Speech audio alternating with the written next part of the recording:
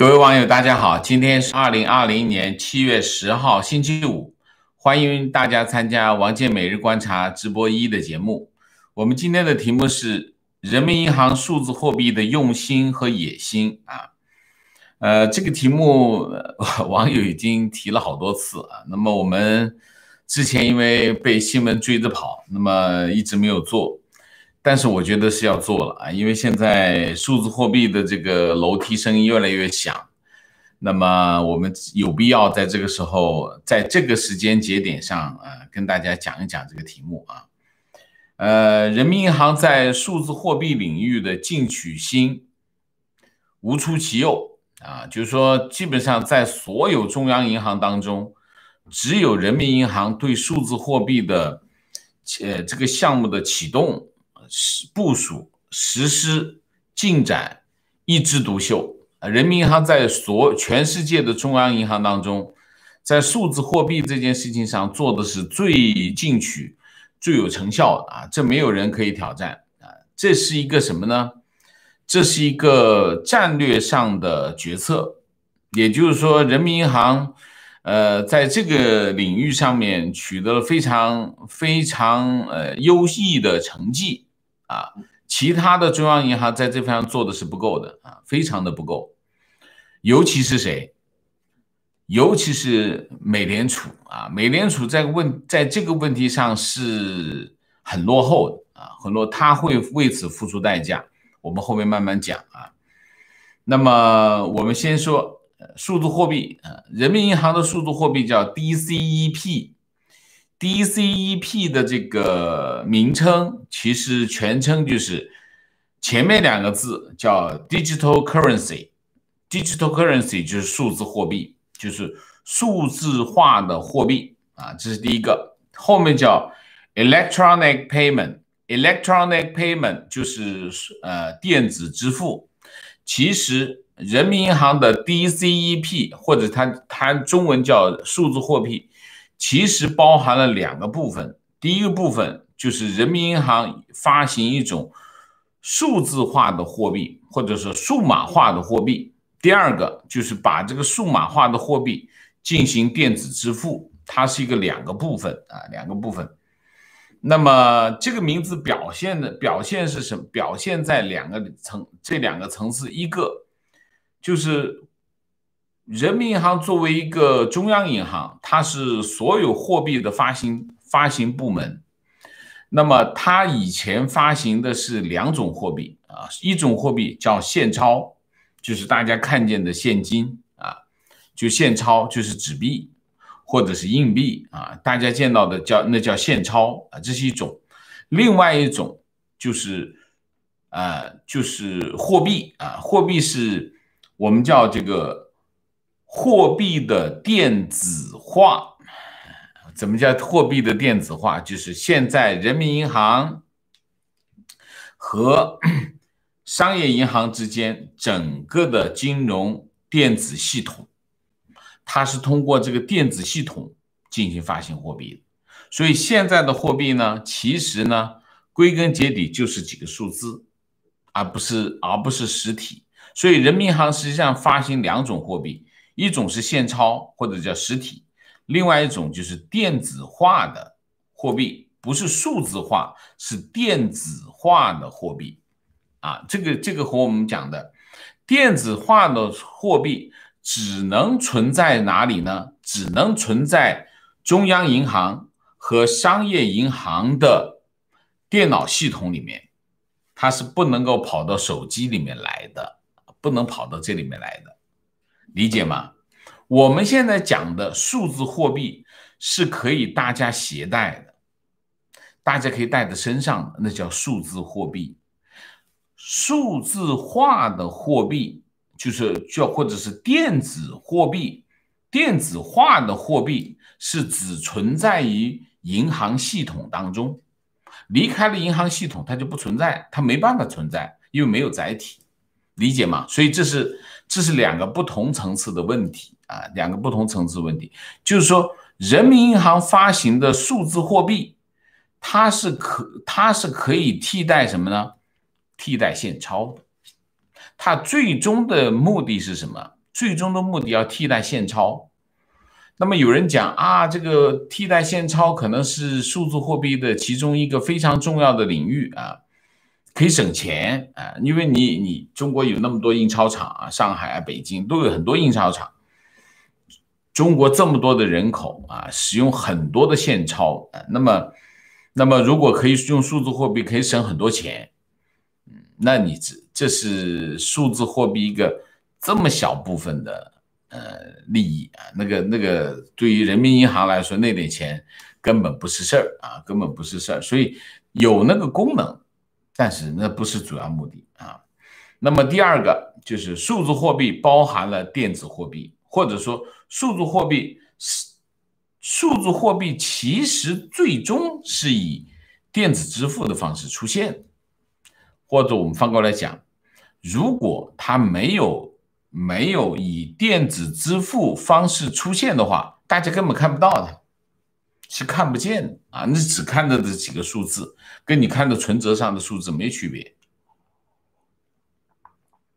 所以从本质上来说，数字货币是什么？从本质上来说，数字货币就是人民银行做的一个电子钱包，这就是本质，就是装在大家手机里面。只不过这个电子钱包是是人民银行做的电子钱包，然后大家装在大家手机里面。这和什么呢？从消费形态上来说啊，你跟支付宝跟微信支付没太大的区别啊，只不过那个电子钱包是人民银行做的，仅此而已啊。那么我们在这里呢，有两样东西我就不讲，一个是数字货币的框架结构，那个很复杂啊，我就不讲，因为如果大家有兴趣的话，可以上网搜一下，可以搜得到啊。数字货币的框架结构我就不说。第二个，数字货币使用的技术模型啊技术模式，我也不讲啊，因为这两个我就回避，因为实在很复杂，也如果有兴趣的可以自己搜得到这方面的资料啊。但是有一点我要说明啊，说明什么呢？去年呢，人民银行跑出来讲这个数字货币会用区块链技术啊来开发。我想了一下啊，这个问题大概是一个政治的马屁啊，因为去年政治局开过一次会啊，开过一次什么会呢？就是关于区块链的会啊。那么政治局研究讨论区块链的技术的战略，所以搞得股市也疯炒了一段时间啊。人民银行也跑出来讲，我们数字货币会用区块链。那么作为数字货币作为一个这种高频使用的这种技术啊，如果你用区块链的话，区块链其实它不适合这种高频使用。你想一下，你买个菜，啪用一回。这个去超市啪用一下，随时都会用的，这使用频率非常的高，就并发数量非常的大。那对于区块链技术来说，它这种加密解密，你不断的在加密解密，你这个我觉得这是个非常没有效率的技术，所以我不相信人民银行会用区块链的技术来开发数字货币啊，我认为这个是不可行的，这是第一个。第二个。区块链的技术呢，它是去中心化的啊，它最重要的功能就是去中心化。那人民银行发行的数字货币就是中心化的，那么你去中心化跟人民银行有1毛钱的关系没有关系，所以这个问题我认为区块链的技术不适合人民银行发行的数字货币啊，人民银行发行的数字货币一定是中心化的。所以在这个问题上，我觉得区块链的技术我们不讨论这个问题啊，因为我认为没有太大的意义啊。那么毫无疑问，人民银行在数字货币领域走在世界的前列啊，走到世界前列。我把这几个时间节点大家说一下。2014年，当时的人民银行的行长周小川啊，就是易纲的前任啊。成立了一个什么呢？数字货币研究小组。这个小组在这个基础上，后来组建了什么呢？组建了一个数字货币研究所啊。那么人民银行是所有央行里面最早专门成立一个机构去研究数字货币的啊，这是第一个啊。2014年就开始干了啊，所以到现在已经有5-6年时间，这是第一个。第二个，2018年人民银行在深圳成立了一个深圳金融科技有限公司啊，那么进行数字货币的实质性的开发。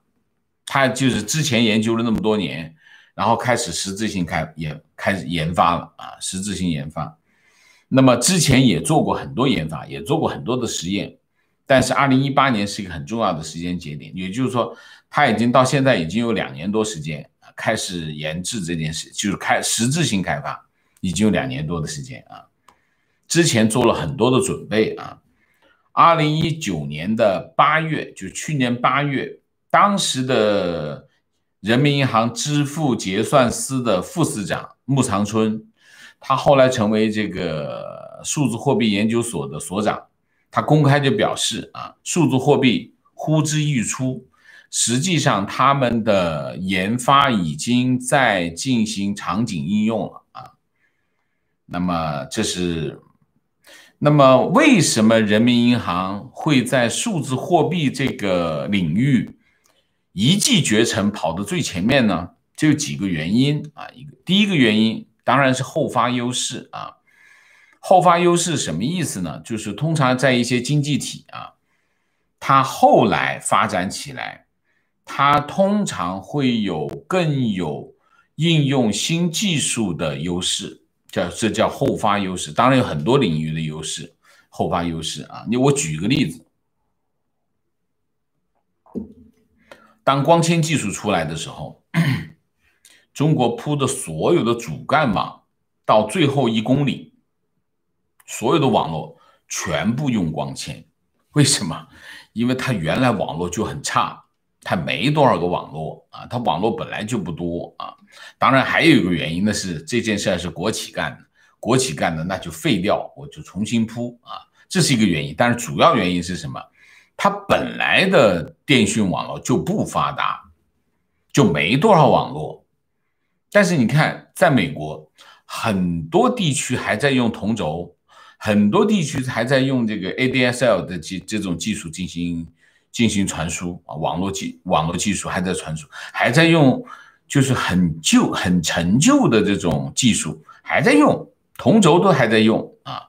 同轴就是一种用铜做的这个网线啊，那不是用的是光纤，光纤当然是最快啊。这就是什么呢？但是你基本上在中国已经看不到，我觉得应该看不到了吧，看不到同轴了吧啊？为什么？美国它原来的同轴就布得很完整啊，非常发达。原来的这个网络就布得很完善，所以光纤出来，他想一下，算个账，我这个还能用，这个客户需求也没那么大，我先不铺吧，我先铺那些没有的地方，它就变得什么呢？或者是我先铺城市人口密集的地方用光纤。其他远郊或者是偏僻的地方，人口少的，还用同轴算了，大概就是一个这样的情况，这就叫后发优势啊，后发优势。所以你看，中国的信用卡系统不发达，信用卡系统不发达的结果是什么？结果就是微信支付跟支付宝上来就哐嚓一下，就在中国直接把现金给消灭掉了。其实你在美国还是大量的人在用现金啊，大量人在用信用卡，或者我们叫信用卡支付。但是你看，在中国你已经很少人说买东西掏卡了，已经不掏卡，直接都掏现金、掏手机了。这就是后发优势。因为你前面那个不发达，前面那个不发达的情况是什么？我提供一些更有效率的、更高技术的方式，会很容易就替代原来的方式。那么原来的我们这叫什么？叫替代成本。也就是说，你原来不发达，替代成本就很低。那么你已经很发达了，替代成本就很高，所以你在美国，你手机的移动支付就不发达，不发达原因是你替代成本太高，替代成本太高就大家就不是很流行，就原因就在这里，这就反映的是什么？这叫后发优势啊，这是第一个。人民银行这么激进的在做这件事情，第一个就是后发优势啊，这第一条。第二条，这叫国际化焦虑啊。什么叫国际化焦虑？人民银行很清楚啊，在全球的金融市场、金融领域或者金融系统当中，美元有毋庸置疑的霸主地位啊。对中国来说，中国原来是一个外向型、非常依赖性的对海外外向型的经济体啊。这些年，这个国内的经济学家不断的包装自己啊，说我们已经变成大海了，我们内需很强大，我们靠内需已经能发展。但是人民银行很清楚，中国仍然是一个非常依赖外向型经济的经济体。所以这个他很明白这一点啊。虽然那些经济学家在那胡扯，但是鬼都知道，中国对于国际市场的依赖比任何一个经济都要大，因为你没有家底，就是这么简单，你没有家底啊。那么，而当你在进行一个外向型的，你作为一个外向型的经济体，对国际金融体系的依赖度是非常高的。啊，如果你一不小心给掐断了，那你就完蛋了啊！这就是我说的国际化焦虑。就是人民银行就很早在周小川时代不断的强调人民币国际化，它其实一个非常重要的问题是什么？就是支付的问题啊，支付的问题，就是美元的霸主对人民币的威胁非常的严重，那他想摆脱这个威胁，或者摆脱他自己内心的焦虑的办法是什么？就是走人民币国际化的道路。所谓人民币国际化的道路就是两个，其实讲到底就是两条。第一条叫结算，第二条叫支付啊，就是先是支付。什么叫支付？就是我去花人民币，就是你跑到海外去花人民币，你可以在日本或者在很多中国游客非常集中的地方，你可以发现什么呢？发现直接用这个银通银联就可以买东西啊，这是基于什么需求？这是基于游客的需要啊，中国的游客非常的多，然后他们就用银联来交易啊，那么变成人民币可以直接支付，这是一头。第二头，人民币结算。人民币结算就是当我们进行大宗交易的时候，我们用人民币来结算，就是报价，接受你的报价，然后最后用人民币来支付，这就结算，整个结算。如果人民币可以做到这一点，那么它就等于摆脱了美元对它的威胁。其实讲到底，所有的目的都是为了一个买卖，或者是叫交易，或者是叫贸易啊，或者是叫贸易。最终你们见到最多的词汇其实就是贸易，最终的目的就是贸易，其实就是买卖。那么在这个议题当中，人民银行焦不焦虑？非常焦虑。为什么？因为它的买卖随时被威胁。所以周小川时代，就人民银行一直在推动人民币的国际化，和其他的中央银行进行这个货币互换，然后寻找和像日本这样的地方进行人民币的结算啊，等等，一直在推进这件事情啊，推进这件事情。但是美元的这个霸主地位，那不是一两天建立的，也不是那么容易建立起来的。人民币要国际化，其中有一个非常重要的前提，是什么前提？为什么周小川会能够推动？你现在有没有听易纲说人民币国际化？没有。为什么？原因很简单，易纲时代和周小川时代，人民币汇率的这个状况完全是一个天一个地。周小川当人民银行行长的时代是人民币最强势的时代，中国出口非常的畅旺，然后人民币一直有升值的压力，所以那个时候中国鼓励老百姓出去旅游，老百姓一出去旅游能花掉一些人民币，会买美元，减少人民币的这个叫什么？我在外汇市场里面的这个美元的数量，否则就会通货膨胀，所以鼓励人民出国旅行，所以然后就顺着中国的游客把人民币就给带出去了，是一个这样的事儿。但是到了一纲时代，人民币是这样下来，所以人民币国际化的条件还存在吗？没那么存在了啊，没那么。但是需要还在吗？需要当然在，但是条件已经完全不同了。所以一纲你很少看见一纲讲人民币国际化，但是你从周小川那里，人民币国际化是周小川讲的最多的一句话，这完全不同啊，完全不同。这是第二条，第三条，电子支付啊，电子支付和平衡币啊，对人民银行的威胁也很大。为什么？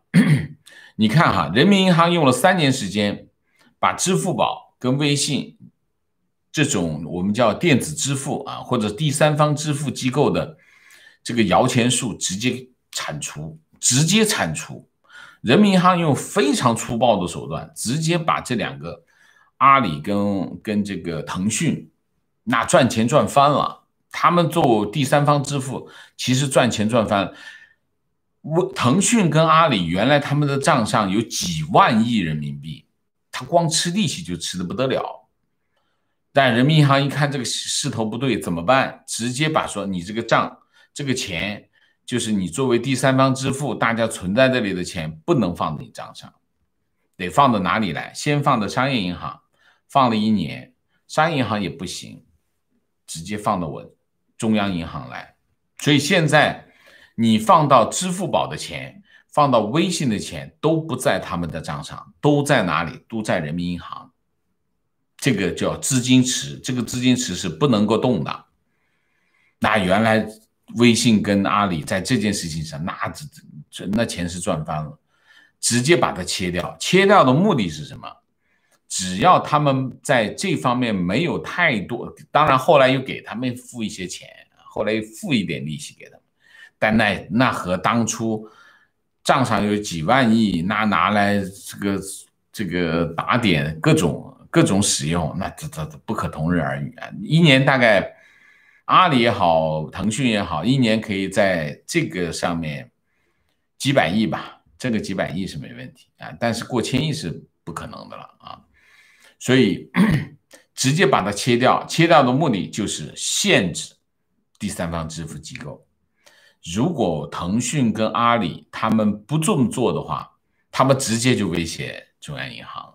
当然那是不可能的，这是在中国啊，中央银行下个规定，他们 A 都没得，广东话叫 A 都没得 A， 就直接把钱调过去了，用了1年时间，整个的进程用了3年时间，把腾讯跟支付宝他们对中央银行的威胁给消灭掉啊，这是他们很敏感的啊，共产党很敏感。但是其实真正威胁他的，虽然我们说腾讯也好，这个支付宝也好，对中央银行、对人民银行是有威胁，但是你想一下，人民银行是什么？它是个行政部门，那权力那么大，这个威胁他其实不用太担心，他想怎么折腾他就怎么折腾他，怎么舒服怎么来，怎么他难受就怎么来，所以这个没问题。真正对人民银行感到威胁的、焦虑的是什么？叫平衡币。平衡币是什么？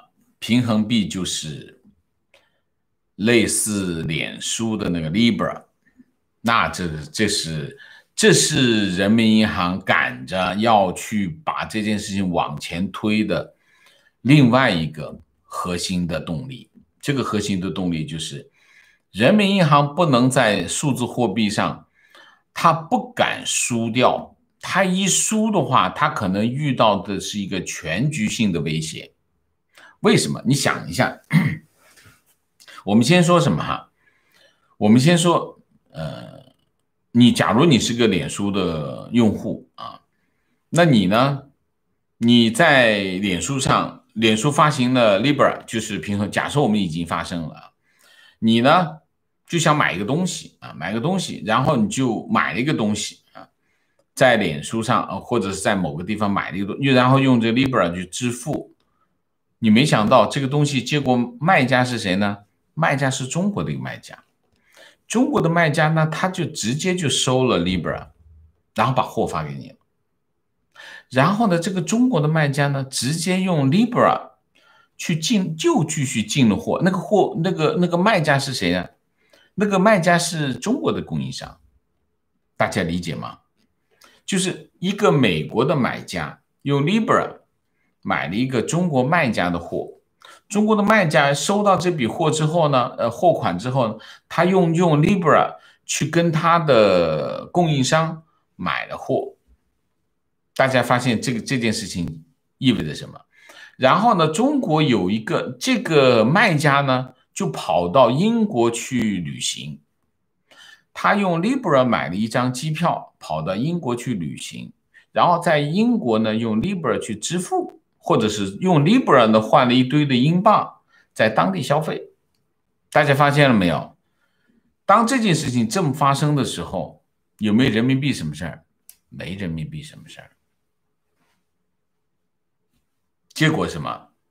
这个人民币就慢慢的退出了交易市场，可怕吗？对人民银行来说，这太可怕了。所以，我们说，人民银行的焦虑第一是来自什么？来自于美元的霸主地位。第二个焦虑来自于像脸书这样的全球性的平衡币。因为这种全球性的平衡币有一个非常重要的作用，它穿透外汇管制，直接穿透它。穿透的外汇管制的后果是什么？就是中国的资本市场等于是没有任何的防卫能力，现有所有的防卫能力都土崩瓦解，很厉害，非常厉害。所以呢，这反映了一个非常明确的现实，什么？中国作为第二大经济体，它的金融体系其实是非常脆弱的。它的金融体系是建立在两个基础上，第一个外汇管制，这是第一条，外汇管制；第二个海关，这两个才能够保证现有的中国的金融体系正常的运转。如果这两个体系被穿透的话，那基本上人民币整中国的金融体系就会出现他们自己讲的叫什么？叫系统性金融风险啊！完蛋了，太长了，讲不过来了，会超时啊。那么，脸书在我们先说一下脸书啊。脸书在2019年推出了它的 Libra， 它最早呢，它是一个数字货币，它就想发行数字货币。这个方案计划一出来，立刻所有的中央银行都反对啊！所有的中央银行都反对，中央银行都反对，原因是什么？因为它威胁中央银行，中央银行当然反对，因为它变成了一个新的跨国性的货币，它没有国界的跨国性的货币。你想一下，全世界的中央银行一看，这是对所有中央银行的挑战。所以所有的中央银行都反对，后来他的很多 partner 慢慢的退出啊，退出之后呢，脸书就发现这事行不通，不能够挑战中央银行，然后呢，他就改掉了，他就不做，我就不发行数字货币，我怎么办？我叫平衡币啊，叫平衡币或者叫稳定币，我就不发行数字货币了，我就变成什么呢？变成和稳定币其实加上一个电子支付，它呢就是什么意思呢？它发行的货币当中呢，全部都是有一揽子货币作为发行准备，保证它的币值稳定。那么这一揽子货币当然最核心的还是美元了，它是用这种方式来，这叫稳定币或者是叫平衡币啊。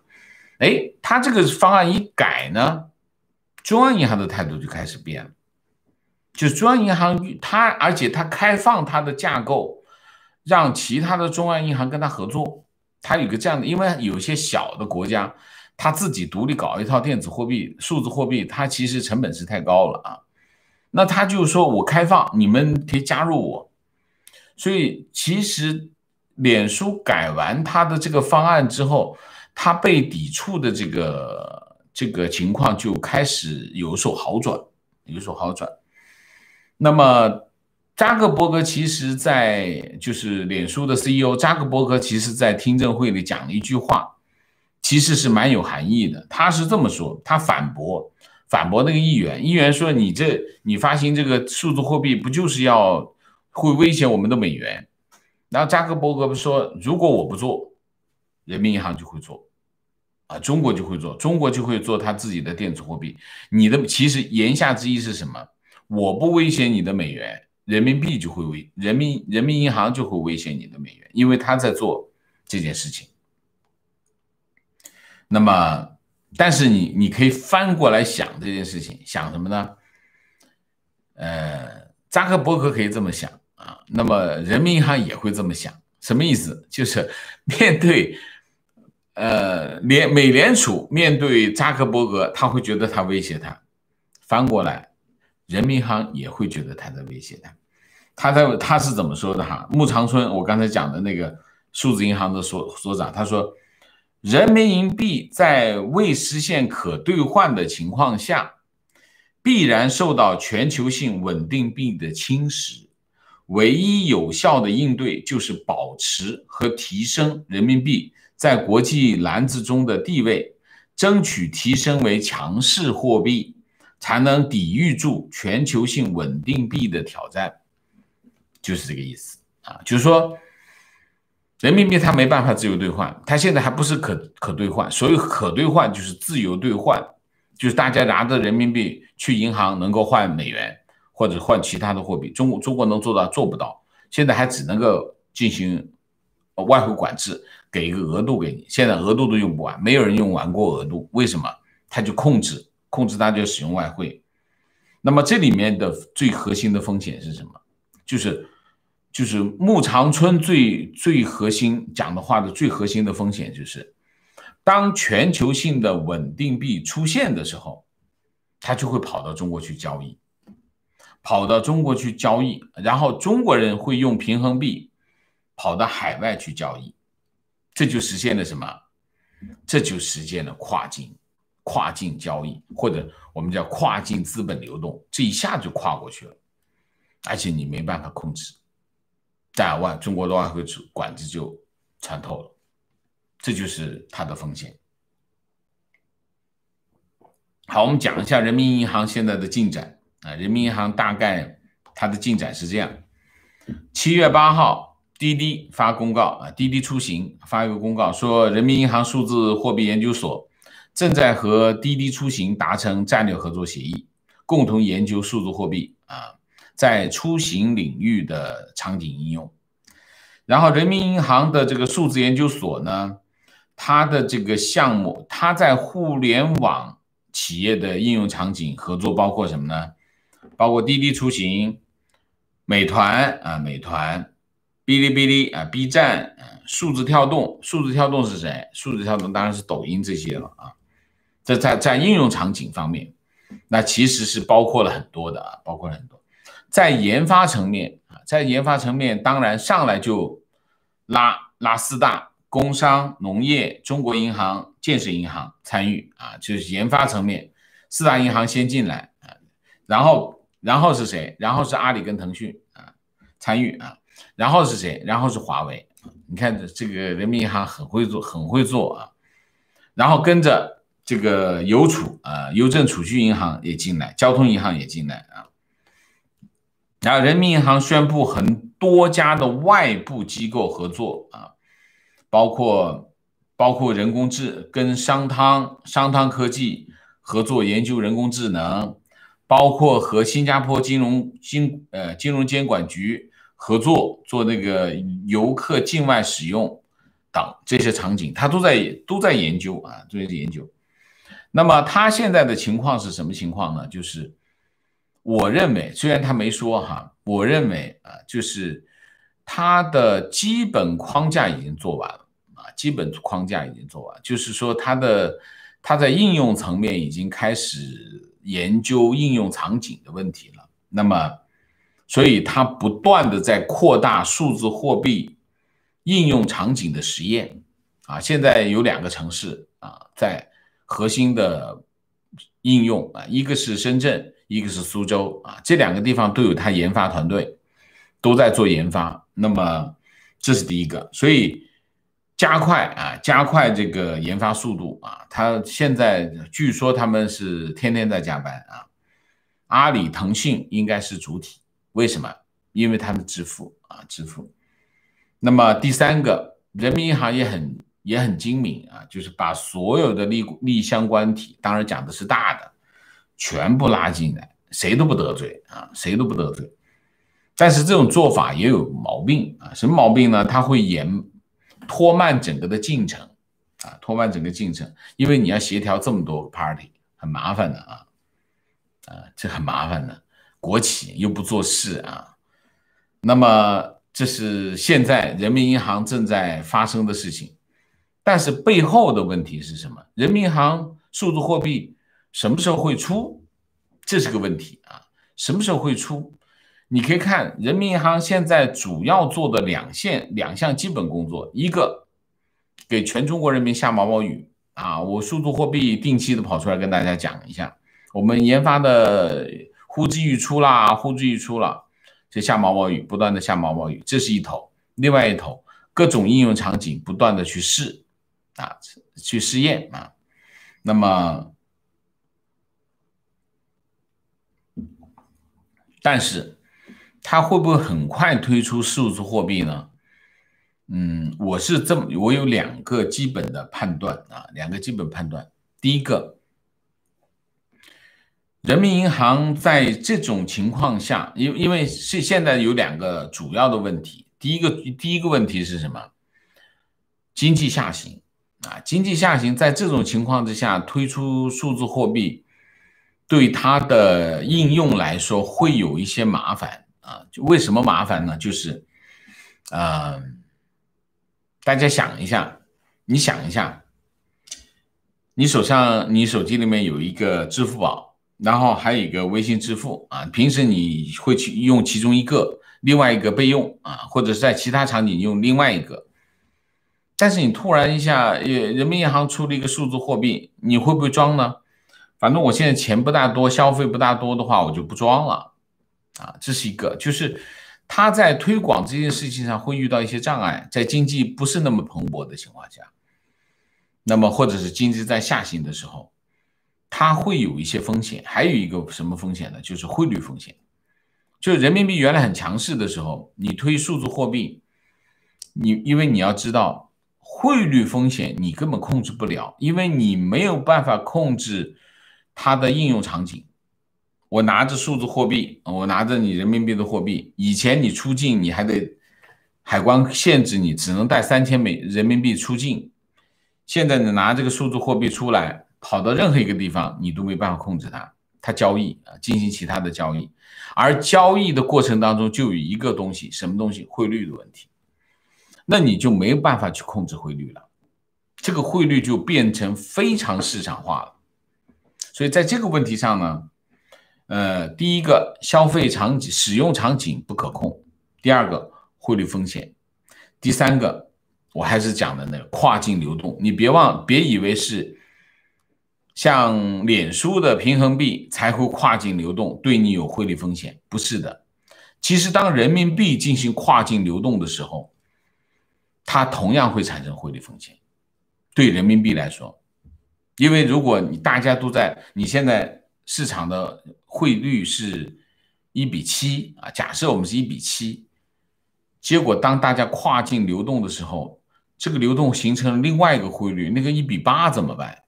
那你这1:8可能会影响1:7的汇率，可能1:7呢就可能慢慢就朝着1:8。如果那个交易量越来越大、越来越大的时候，你这汇率就会受它的影响，这就是我们讲的汇率风险。还有一个就是交易规模的问题，交易规模你就是一个，你上不上？如果突然一下子大家都在使用的时候，那这件事情人民银行就会有一些麻烦啊。那么这是现在的场，所以我认为人民银行非常激进在推动这个项目往前跑，但是它要拍板。让人民币数字货币上街这件事情，目前我觉得没那么快啊，这是一个。当然，人民银行会有一个想法，什么想法？就是有一天，这就是人民银行的野心啊。有一天，人民币强势了啊，经济好转了，强势了。而在国际市场上，只有人民币一种数字货币，你知道会出现什么情况吗？就会出现一个美元就会遇到人民币的挑战，所以美联储今年2月份它开始改变了。美联储今年2月份，他们有一个他的副叫什么副董事出来说啊，我看一下是谁啊，出来说什么呢？啊，我看一下哈，美联储执行董事啊，布雷纳德在斯坦福啊这个演讲，2月6号，他说美联储正在就数字支付和数字货币的监管和保护等一系列问题展开调查。已经开始研究数字货币发行的可行性。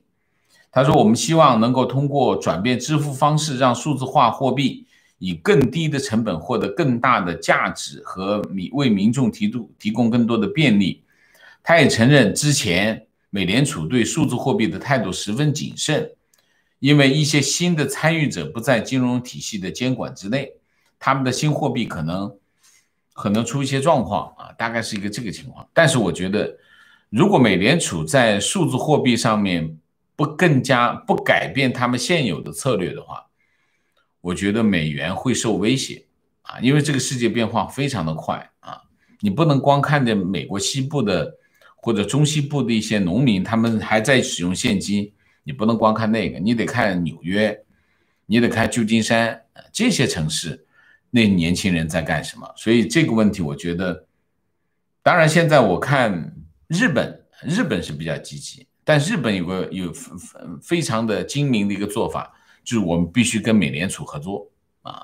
日本的态度就是这个，我要跟美联储合作，来抵抗人民币这个数字货币，这是日本的态度。日本其实很明白，但美国又没明白过来，所以美国我觉得他们现在老是反应慢半拍啊，这个对中国来说是有风险的。啊，对美国来说是有风险，对美元来说是有风险的，啊，不能吃老本，好吧？我们今天就把这个数字货币跟大家大体上讲了一下。人民银行总结一下，人民银行非常进取的推动数字货币的项目，期望能够尽快的做好准备啊，这是一条。另外一条，人民银行也希望通过数字货币能够让人民币尽快的国际化。来挑战，或者是至少减低美元霸主的这个对它的威胁，就这两个，总的来说就是这两个，好吗？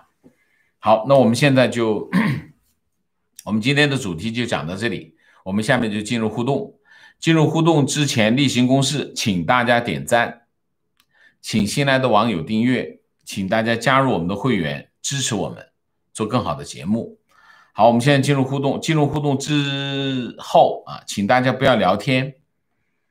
3点：情况、问题、观点，好吧？谢谢啊。那我们就进入互动啊。明谢一下，骗子林，谢谢。王先生好，美西好，谢谢。Tabitha Shin， 谢谢。于滋滋滋，谢谢。归人，谢谢。打卡英国。Cleo 晴，谢谢。借王老师的渠道提醒一下香港人，7月11到12日早上9点到晚上9点会有9月选举民主派的初选，请戴口罩、手机、住址证明，注意不能用选民登记册截图。4、身份证、票站地点，麻烦大家上网看，这只是初选。但政权已经在打压，请大家有心理准备，我们眼前会有更多的打压，辛苦大家，香港人不会投降。我在这里特别提醒一下，7月11号、12号去参加民主派9月立法会选举的初选大家积极参加这件事情好，那晨，谢谢。丝袜奶茶一杯，谢谢。健太郎，谢谢。观点：淹水是天灾，不是人祸，因为习近平就是天嘛。好，我们进入互动。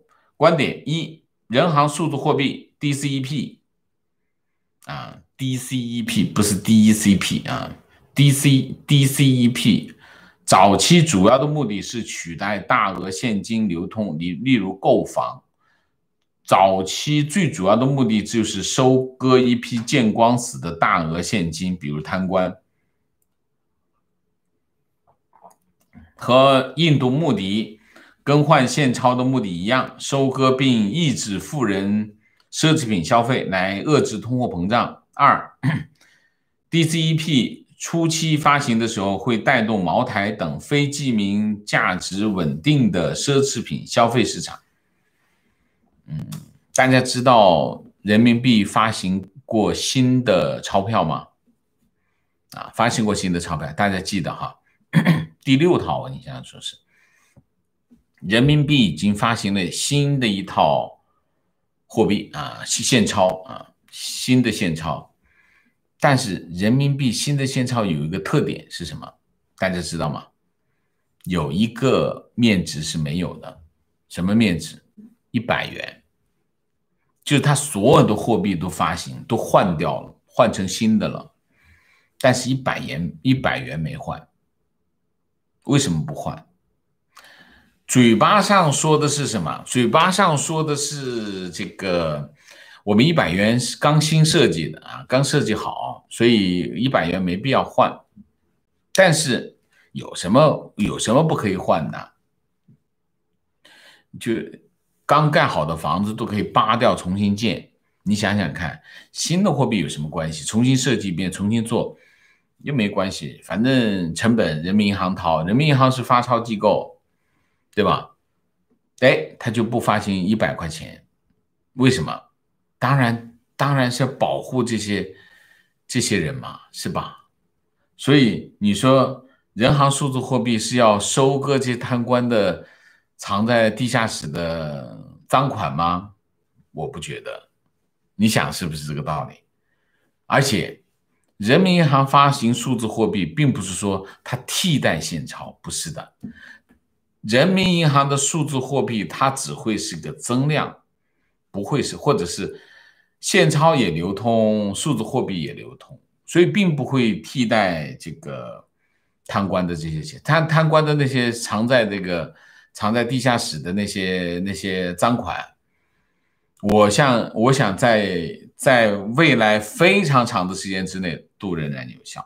所以第一是不对的它没有这样的功能，它没有这样的意图。如果有这个意图，它直接把现钞换了不就行了吗？直接把现钞一换掉，你看换新钞，发行新钞就不发行100块钱的，这不就是照顾他们官员同事们吗？你说是不是？然后 DCEP 初期发行的时候会带动这个茅台，这个我没看到也许你是对的。观点：欧美国家改变人民既定的生活方式的事儿需要太久的考虑，中国直接给你硬上，你适不适应也得适应，所以中国快。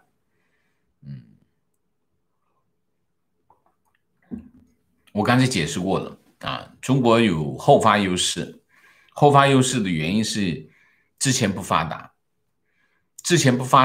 然后你这个替换成本就低，你之前已经很发达了，你替换的成本就非常的高，所以这是一个核心的原因。当然，你要改变这种生活方式，当然不容易。别人已经很稳定的生活，他不愿意改变，那你也没办法。所以硬上，所以你说的有一部分是有道理，但是另外的主要的原因是什么？我觉得还是替换成本的问题，跟钱有关系观点，阿里就是靠这种第三方支付现金池跑上来的。之前的阿里根本就是互联网新菜，易趣网已经很有市场，目前收归国有，反映的是高层利益再分配。收归国有收归国有没有看到，但是肯定是阿里的股东肯定是有一些状况，这是没有疑问的。为什么？因为他的执行董事在变就是我们叫利益承受人，在变。原来5个，就说我们要讲一下，就是阿里的股权结构，它其实叫 WIE 的一个这样的结构。这个结构因为中国的法律然后中国的很多东西都不能让外资经营，然后但是呢，他又想上市，所以用了一个很奇怪的一个股权结构。这股权结构有5个人，这5个人呢，就是所有的阿里的资产是由这5个人来承担持有，然后他们再把这个资产放到海外去上市，大概是个这样的乱七八糟的事情那么这5个人原来就是谁呢？就是这个马云等5个他们最核心的创始人员。那么现在这5个人全部都已经换掉了，知道的吗？那就是说明他是已经这跟不跟国有，我觉得没有关系。但是他们的利益主体肯定发生了巨大的变化。观点，数字货币会使老百姓花的每一分钱都为政府所掌握，也可以使政府更容易滥发货币。这样一来，政府对老百姓方方面面的控制会达到史无前例的程度，远远超过毛时代。我讲过很多次数字货币，大家把数字货币想得太简单了不用数字货币，现在老百姓花的每一分钱，政府想知道他就能知道就已经你说的这件事情，在没有发行数字货币之前，它已经实现了。为什么？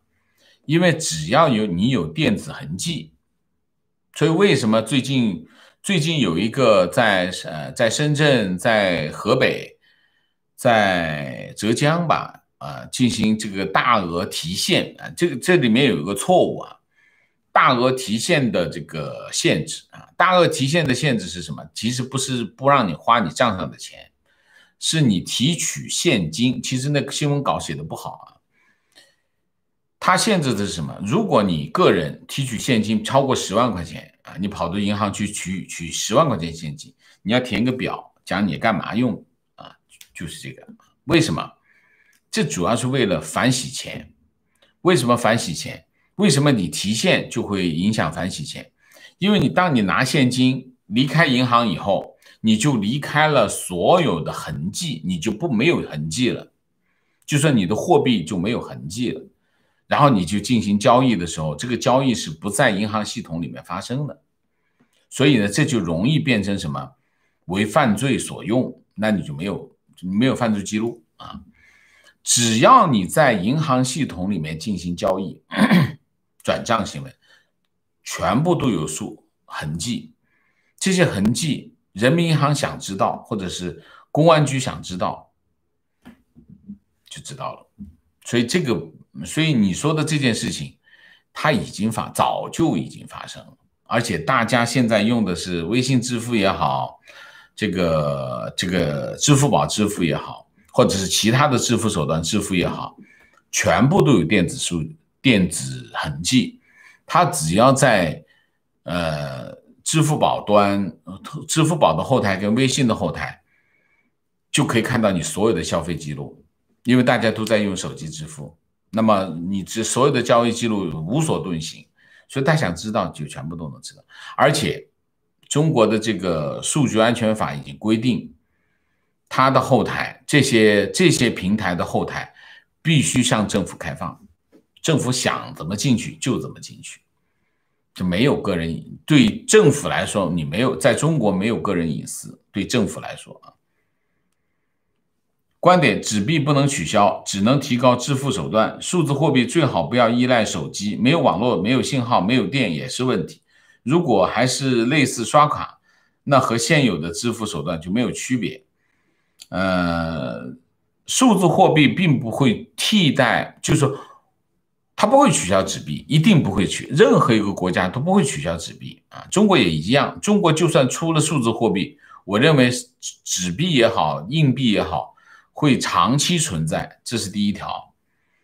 第二条，数字货币呢是不依赖网络的，就是它装到这个手机里面。当你手机得有电，你手机没电你没话讲，肯定看不到，因为你是个电子设备，所以它只要有电就可以进行交易，所以不依赖网络，没有信号没问题。那跟刷卡一样吗？跟刷卡不一样。观点：数字化货币本身没问题，有问题是中共没有人监管，他们可以让许教授嫖娼，也可以清零意见者数字货币的账户啊。清零意见者这个账户里的钱，冻结他的钱，不需要数字货币，现在就随时能做，早就能做到了啊。观点：人民币国际化是个伪命题，除非你统一全球金融资源的本质，最重要的是国际信用。美元所谓霸权，完全建立于美国的国家信用在全球的体现，非常正确。问题：如果人民币不能自由兑换，推行数字货币有什么意义？美元霸主的地位总有一天会被其他货币替代，人民币是否有此潜力？人民币不能自由兑换，推行数字货币有意义吗？人民币不，所以我这里面就是我刚才讲的，一个原因啊，就是说，当人民币不能自由兑换的时候，它推动人民币数字货币，它就某种程度上可能令人民币可以自由兑换，理解吗？你比如说，我数字货币。我没有外汇，我拿着数字货币，我跑到这个美国啊，跑到美国去啊，然后就找对方是一个也是有手机也有数字货币，我就跟他换美金，他就把美金换给我，就搞定了。人民币可以兑换吗？变得可以兑换了，但是按照我们之间商量的汇率，所以这中间发生什么？当这个量非常大的时候，意味着什么？意味着人民币没有办法控制，人民银行没有办法控制人民币的流通场景。你控制不了流通场景，你那个外汇管制不就无效了吗？理解吗？一样的道理，就是说外汇管制，大家以为只是管住外汇，不是的。外汇管制当然首先是管住外汇，这没有错。但是它也要管住人民币，外汇管制是两头管，这头管住人民币，那头管住外汇，才能实现外汇管制。如果你只管外汇不管人民币，人民币跑出去交易，你也一样，所以人民币汇不出去的。但是如果你实行数字货币的话，人民币可以不可以出去？可以出去啊，我拿着手机不就出去了吗？连没有电、没有信号我都能交易的话，意味着什么？意味着你就控制不了这件事情了，对吧？情况有人收到香港银行通知，香港银行向港外汇款单次限额调整为16万港元，就是2万美金，最大额度需要提前登记，之前限额是500万美元，500万港元。哦，天哪，是吗？什么时候的通知？什么时候的通知？什么银行的通知？要讲清楚啊，好吗？什么银行的通知是？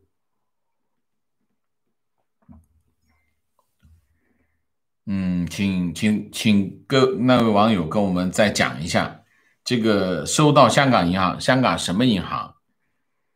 的通知，好吗？这个很重要。观点补充三，DCEP 可以迅速在非洲和拉美代替低信用国家的本币，这些国家美金、美元现钞一般都是非法的，数字货币会代替当前黑市流通的美元，例如委内瑞拉等。第四 ，DCEP 可以在人行远端任意封杀账号，持有人行数字货币的人更惧怕中共。第四条不成立啊！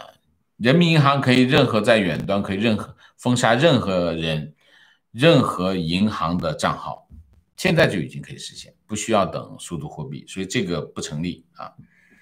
然后就是 DCP 可以在非洲，如果你让他去非洲或者去拉美，那你就会让他去全世界任何地方。我刚才讲的那个风险一样是不可控啊。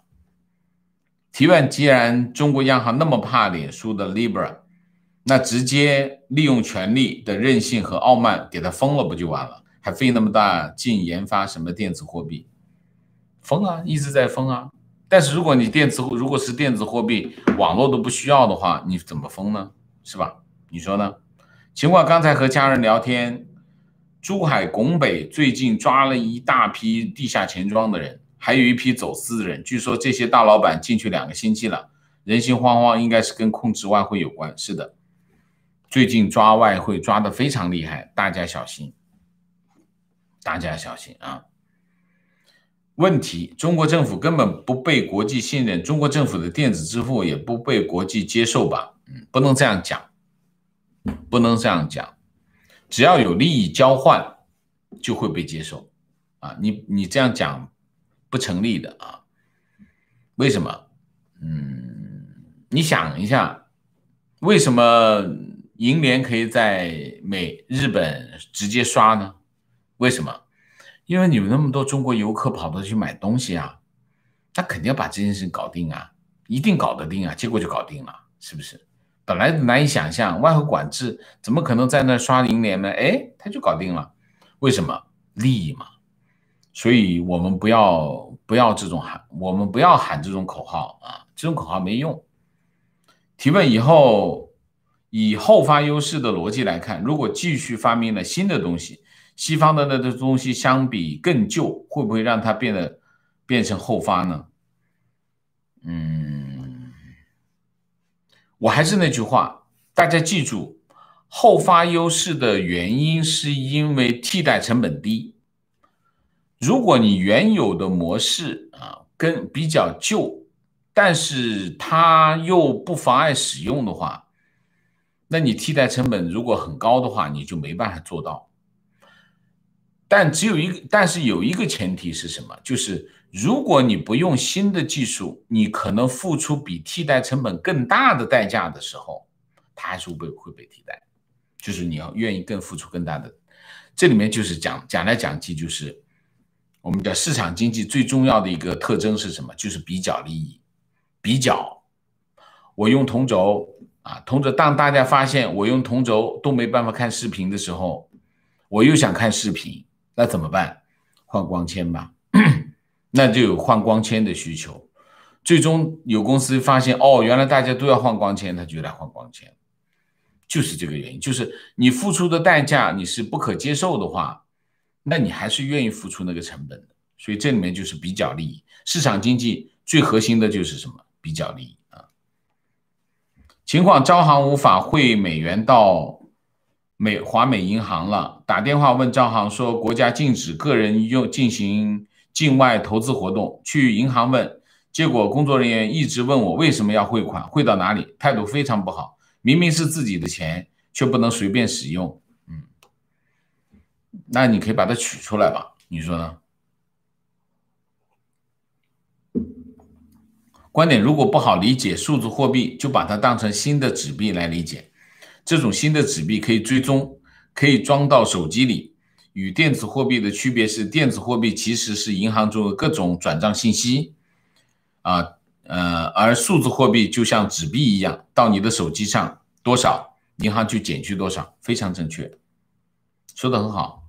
观点：中央银行中央银行发行了数万亿美元给银行和对冲基金，利率接近0%，这笔钱直接进入股市，而实体经济几乎没有得到任何帮助。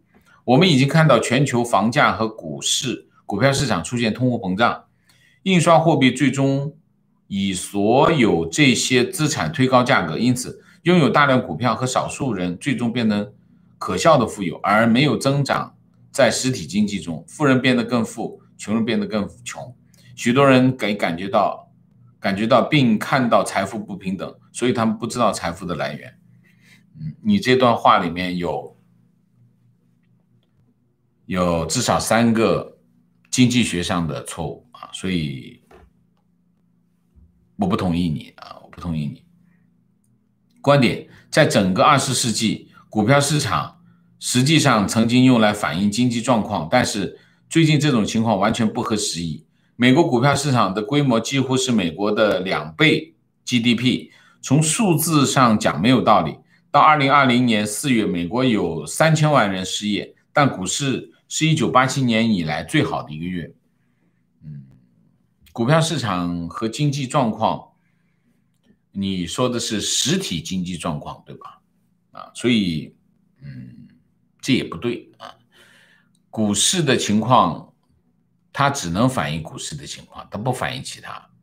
股市的情况反映了很多很多的因素啊，有实体经济的因素，有这个资本供应的因素，有股票供应的因素，有上市公司业绩的因素，很多因素，所以还有对经济预期的因素，所以它不能够作为实体经济的晴雨表，这已经早就是结论了，我们不讨论了，好吗？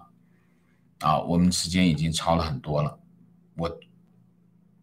观点，讨论数字货币问题应该从各国发行去中心化的稳定币开始推演金融战，谁能圈到最多的市值和用户，谁就独大。说白了是信仰哲学问题。